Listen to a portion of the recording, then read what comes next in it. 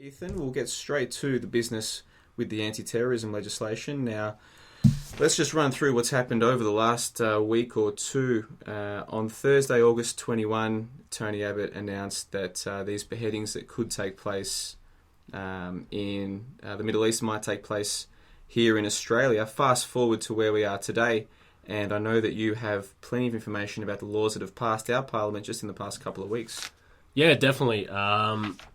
As most may know, this past Wednesday, the National Security Legislation Amendment Number 1 Bill 2014 just passed the House of Representatives after it had passed the Senate last week with a 42-12 vote in the Senate. Pretty overwhelming, but they passed the House of Representatives this past week. And you know me, Johnno, I've been out in the street getting any interview I can, being as vocal as I can throughout my website and through my YouTube channel, trying to speak about these laws because they are very, very concerning and very important. So I'm just going to go through the legislation that just passed on Wednesday, to tell you some of the key points that are under it. There's 3 key points that are under this legislative bill that I find very concerning.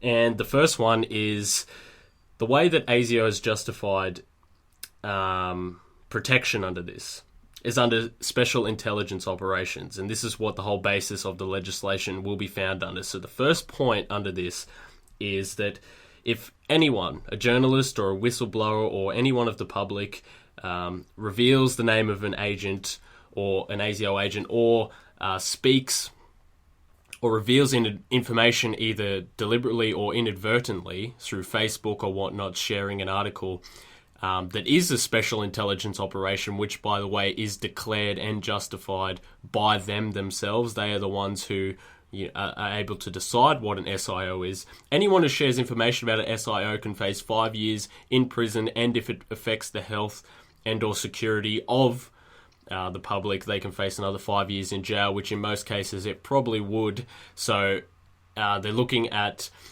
facing 10 years in prison for releasing sensitive information like this. And what the problem with this is that it could completely eradicate any reporting on national security from journalists. And this is a major concern because the only way we found out about the bug in the East Timor cabinet meeting, the only way we've found out about any of these incidents that is happening is through journalists reporting on national security from sensitive information. So if this starts to be implemented within society now that the law is passed, then that makes a real concern about that. And if national security reporting starts to disappear, it gives ASIO and other special intelligence operatives, which also include any affiliates, any subcontractors, anyone that is associated or affiliated with these operations, that it gives them the license to completely run free. And with the other points that are in this legislation... Before we go on to other points there, Ethan, sorry to interrupt, let's point out that when you talk about SIOs, you're talking about special intelligence operations. And ASIO get to declare which operations qualify under that criteria. So essentially, it might be your understanding, because you've looked into this further than I have, that they could essentially declare anything that they're doing as being a special intelligence operation. And then a journalist or any whistleblower, or perhaps even people like us, we can't discuss it publicly, or else we risk being sentenced to 5 to 10 years in prison. Is that the way that you interpret what's happened? Yeah, definitely. That's the concern that a lot of the senators that oppose this bill have been saying in the Parliament, because it pretty much puts a gag order on anyone that tries to even reveal any information about what's happening with these security intelligence operations, because they can declare anything as a security intelligence operation. They try to justify it by saying that they have to go through their monitors and their regulators that do it. But as history has shown us, that their monitors and regulators are pretty much non-existent, and pretty much it just gives them a free-for-all. Essentially what we're saying is that Australia's Security Intelligence Organisation, that is the acronym I think, can basically do whatever they want and say no one can report on this or talk. If you take a step back from it, this is genuinely draconian and scary legislation that's just passed through our Parliament. Yeah, without a doubt. It's absolutely a terrifying bill. And that's just the first point of the bill. The second, those two... I've already heard enough. Those two those were the first two that relate to each other because the second part that actually relates to this is that ASIO, under this new bill, are now exempt from civil or criminal liability when partaking in special intelligence operations. So, Johnno, not only can we not report on it, not only can they justify what it is, if somehow it does get out, or if somehow they've done something illegal under it, they're civilly and criminally exempt as long as it doesn't cause death, if it doesn't cause physical harm, or if it doesn't have any sexual relation, whether it be a sexual assault, etc. So they've become completely above the law, essentially, under these SIOs, and nobody is allowed to speak of it. What do you think about this? Well, I guess have a bit of a thought experiment here. We're going to start taking these shows live as of next week. This is a recording, but this is a podcast. But as of next week, we're going to do the podcast and record live. So hypothetically, if we're recording a live show and they decide to raid the studio here for whatever purpose, if we were to broadcast live on it, hey, they're raiding us, and this happened to be an SIO, we're liable for broadcasting that to 5 or 10 years in prison. But they are not liable for any damage that they do to my house or anything, because they are immune to civil and criminal prosecution. Yeah, that's a fantastic example there. He just summed those 2 points up in a nutshell. Johnno absolutely nailed it on the head right there. It's really it's just unbelievable. And some people may recall earlier this year, WikiLeaks released an affidavit from a court talking about Australian politicians being involved in, sending fake money to international countries, and there was a gag order on the media over here, and people sharing it on social media, the direct link to the WikiLeaks site, were, told that this is, you can also be liable under this because, we've put a gag order and you can't share this. Now this law pretty much is the exact same thing, to put it in perspective, but for essentially anything that they can do. And not only are they exempt from criminal liability, their increase in powers to spy on us has also increased. And this is the third point under the legislation.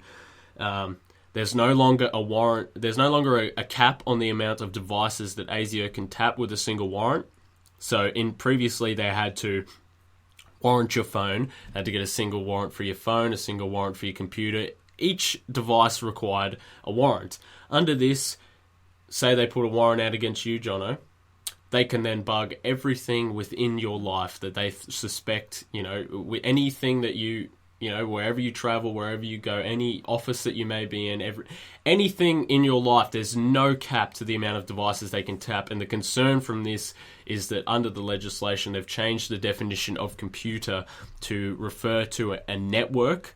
And under this, if a network is monitored, then in Australia there is a collaborative effort of a network of networks. This is how the internet works within Australia. And essentially what people like Senator Scott Ludlam was standing there saying, Attorney General, does this mean essentially that the entire internet in Australia could be monitored? And then obviously there was blatant, because I watched the Senate debates, there was just complete, just dividing and, just brushing the questions off like they were nothing, and he was not cooperating at all, but basically said, yes, that's exactly what's going to be happening, and could happen if this gets out of hand. So the very first law with these 3 points, not only are ASIO exempt from civil and criminal liabilities under these so-called special intelligence operations, which can network to thousands of people under their subcontractors and affiliates, that they could declare for anything that they do. Not only are they criminally and civilly exempt from this, not only do they now have the ability to monitor everything within a person's life or the entire Australian internet, but anyone who tries to even speak out or discuss this or try to report on these happenings faces 10 years in jail. So, Johnno, that's the first bill that's passed, and it's absolutely terrifying in my opinion. What do you think? Do they have YouTube in prison? Yeah, look, I've been following this, as you know, and I think if someone was sitting here today in Australia and they weren't here 2 years ago and they heard everything that you just said, they'd be asking, well, how could this have happened? What has precipitated the requirement to give ASIO such incredible powers to the point where not only can they do whatever they want, but just by reporting on what they're doing, you risk 5 or 10 years in prison, because that's what we're talking about here. How could this have happened? But let's go through the timeline, going back to the James Foley beheading, which occurred in about the middle of August. I think August 19. This was the US journalist who was beheaded supposedly by ISIS in the Middle East. It made worldwide news, particularly in the West. A couple of days later, Tony Abbott said, and this is a quote, "It could happen in countries like Australia if we relax our vigilance against terrorism and potential terrorism. This is why we need new legislation to strengthen the powers of our security agencies to make it easier to detain and jail people," end quote. That was August 21. Now, on September 12, a few weeks later, Australia's terror alert was raised from medium to high. It had been medium for about a decade, and it was suddenly raised to high, which by the Australian government's own definition means that an attack is likely. Despite that, Abbott said that they had no specific intelligence that something was going to happen. 6 days later, on September 18, we had those massive terror raids where something like 800 AFP and other officers raided dozens of houses throughout Sydney and Brisbane. They arrested, a handful of people, and I think last I heard maybe 1 or 2 had actually been charged with anything. But that had dominated the mainstream news in Australia, particularly the newspapers and the 6pm bulletins, and got a lot of people scared. 4 days after that, on Monday, September 22, Abbott said to Parliament, and I'll give you another quote here. This is a quote.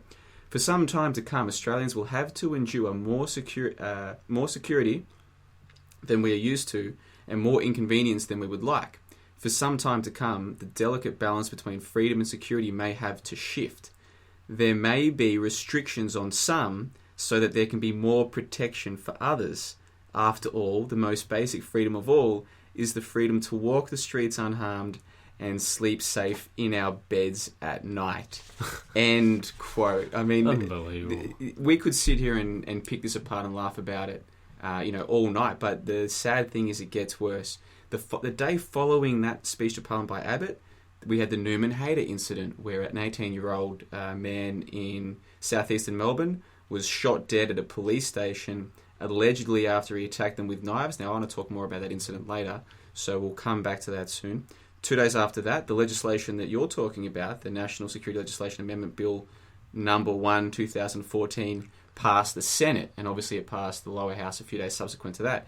And it's this little thing in brackets that scared me when I read about this, doing the research for the show.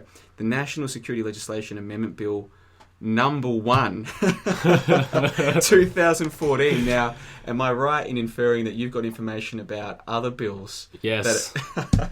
I don't want to hear about it, but go on, please. Tell me what else have we got coming? Yes, well, that's just the beginning, unfortunately. Everything that we've just discussed is just the beginning, because there is 2 more bills on the way by the end of the year, which is only, 2.5 months before the end of the year. There's 2 more bills that are coming, which also restrict our freedoms even more, that have been in the works for, in some cases, a number of years. The second one that is coming, that I'll get into now, is the amendment to the counter-terrorism legislation amendment, Foreign Fighters Bill, which was presented into Parliament on the 24th of September. It was introduced, and it creates new offences for, quote, advocating terrorism. And we'll talk about how that relates once we analyse the David Cameron speech, but that's very concerning there. And also stops people from entering a declared war zone that that we already know of cases of them cancelling passports for people trying to head over to conflict zones such as Syria. So this bill is going to really address that and really focus on stopping people from travelling legally, and it's going to be the catalyst to allow preemptive detention to continue on past the Howard 2005 introduced bill. This is the amendment to it. It was set to expire next year, and it's going to continue on now with the second bill that's going to be introduced. So I'll just run down what things under this bill and are more concerning. Obviously, I've talked about restricting from travelling to war zones, but the real thing I want to concentrate on is here domestically and how they are trying to prevent people here from spreading terrorist propaganda or trying to commit an act of terrorism. And that's the concerning part, because it's a very broadened spectrum. So I'm just going to talk about what it does. It's essentially restricting the freedoms and movements and associations of people. So it broadens the range of circumstances where control orders can be sought. And control orders are the orders that are sent for people to be preemptively detained. Currently, you can be preemptively detained for 14 days. The Australian Federal Police implemented this with the raids that happened with the approximate 800 police. So you can be detained for 14 days without charge. It enforces now the expansion or the amendments to this bill now talk about the orders that happen after you're released. And this is the troubling part. It wants to enforce a 12-hour curfew for people to stay in a current location in any given 24-hour period. So once you're released, they can have an order on you to say you must remain in your house for 12 hours per day. You must not travel to this. You must, you can't go this place. You can't go this place between these certain hours because, you're suspected of committing terrorism, or we want to keep you under monitor. It applies. The application for a detention order has now been downgraded from a belief to a suspicion. Police can now preemptively detain you on a suspicion, just as they can on the street search you if they suspect you may have something or suspect and as most people know, that's a very broadened term. So from a solid belief has now been degraded to a suspicion to be preemptively detained. So basically, they don't have enough evidence to charge you or to keep you under detention, but they can give you a curfew to say where you can and can't go. Yes. So you stay in your house whilst ASIO are monitoring your internet activities. It's just, you couldn't even make this stuff up. The scary thing for me is when I was a teenager, I never had a curfew. It was just, don't do anything stupid and come home whenever you like. If I got given an ASIO curfew, it would literally be the first curfew I've ever had. I'm not looking forward to it. It's really unbelievable. So yeah, they can detain you on a suspicion now, preemptively detain you for 14 days, and then when you come out, sort control orders for any 12-hour period. So to recap on what you've said so far, because there's more to come, we're at the point now where you can be detained without charge for up to 14 days. You can be placed on a curfew for up to 12 hours, I think you said. Yep.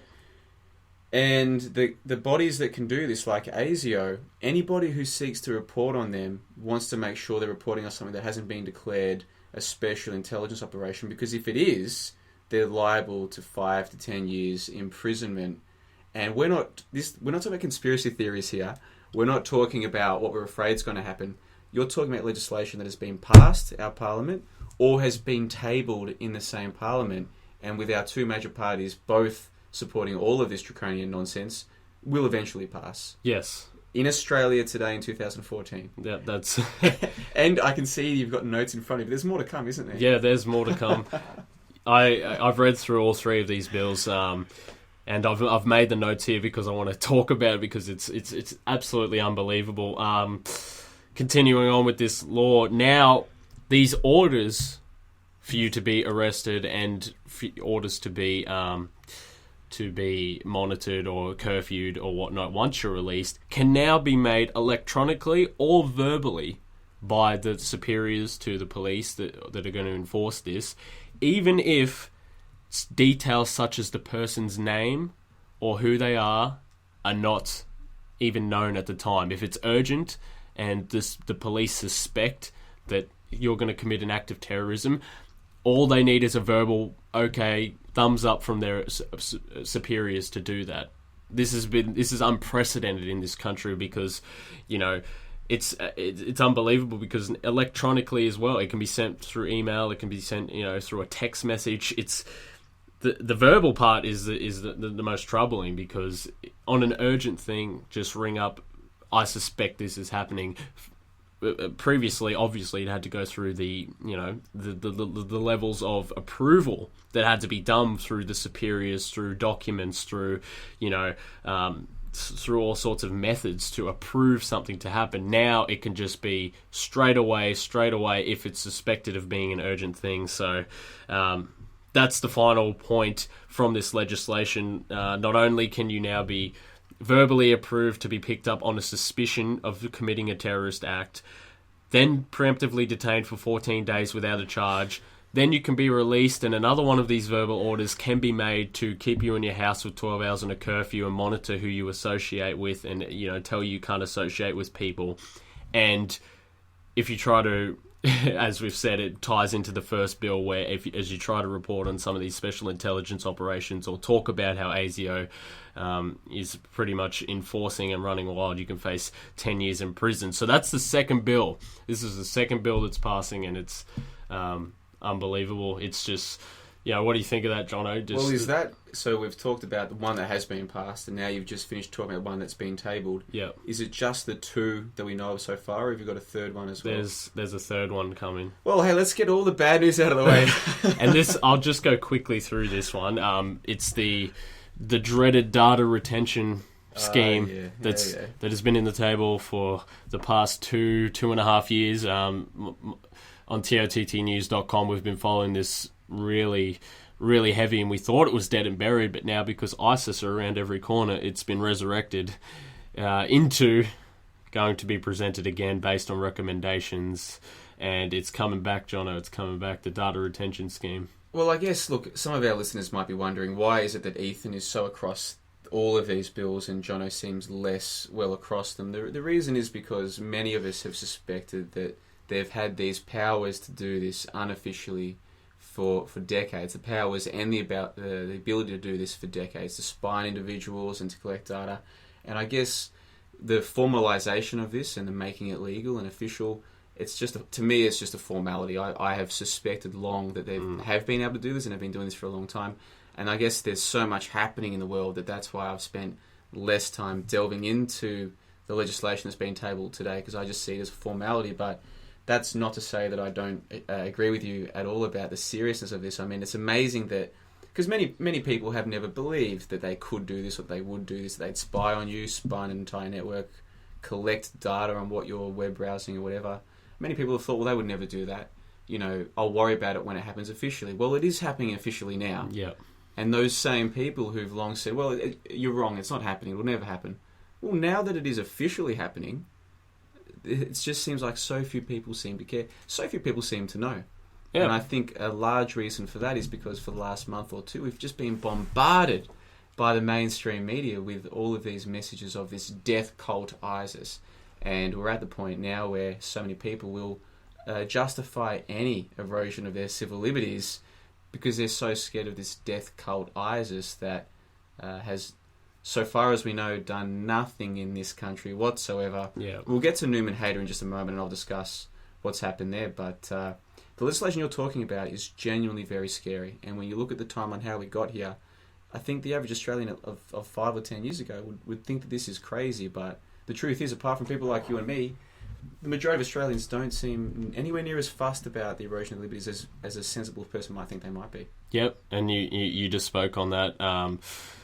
You just spoke on that pretty thoroughly. The problem is, it's happening now. These are being presented now, and it's becoming legal. And once it becomes legal, then it becomes it's in trouble then. And this third bill is the data retention scheme. For those that don't know, they want to store and control all of the metadata, which is your internet, your emails, your phone calls, pretty much everything that's done electronically, your history, anything that you do. They want to store each and every citizen in this country's metadata for 2 years.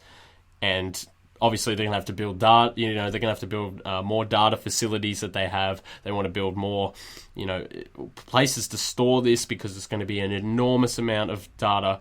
And the troubling part about this is we're a part of the Five Eyes Alliance, which is, a collaborative effort between the United Kingdom, the United States, New Zealand, Australia, and Canada, where they share metadata amongst one another. And ASIO, as you mentioned, they've been... Any government agency in this country can request data without a warrant. There was over 300,000 requests in the last year alone just for, just by people like Centrelink, people like Medicare have just been requesting this, and there's no monitor for it already, and now they're just going to take it and store it and do whatever they want with it, and it's a really concerning thing. These are the 3 bills that are here, and it's absolutely unbelievable, and it's all been driven because of this, fake terror threat. And I like to put this to people that want to believe mainstream narrative and talk about how we do have to shift the delicate, the delicate leveling between freedom and security. I want to talk about how if ISIS is so bad, and if ISIS have an ideology that's skewed of the worldview, and they hate our freedom, haven't they won if our freedoms are then taken from us? Don't they win in the end because we are giving up our freedoms to fight them, the very freedoms and security that they hated, the very system that they hated in the first place is now being altered to fight them. So I like to pose that question to you. Well, look, I've got